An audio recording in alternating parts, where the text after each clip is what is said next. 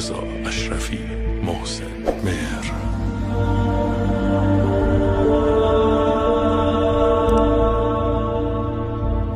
وقتی به یه آدمی میگن برو از زندگی من بیرون، باید دومشو بزنه رو کونش بره. حیف دلم، دلت حال دل منو بد میکنه. میفهمی چمه؟ قلب مریضم این روزای بد لعنتی رو داره رد میکنه. چم شده باز؟ چرا هیچ جوری نمیتونم من از فکرت درام؟ بد جوری رفت، یه جوری که یادم رفته الانم کجام، بعد حال و هوا.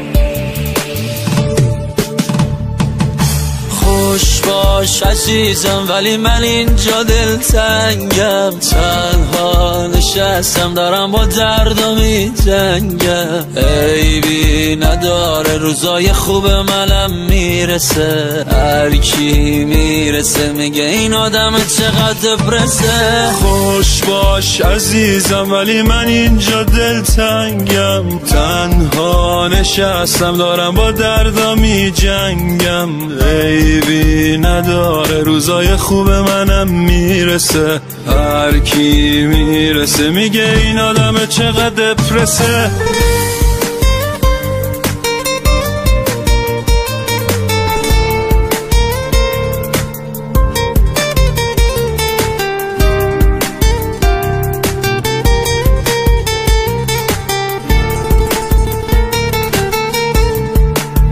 چرا اینجوری شده دنیا؟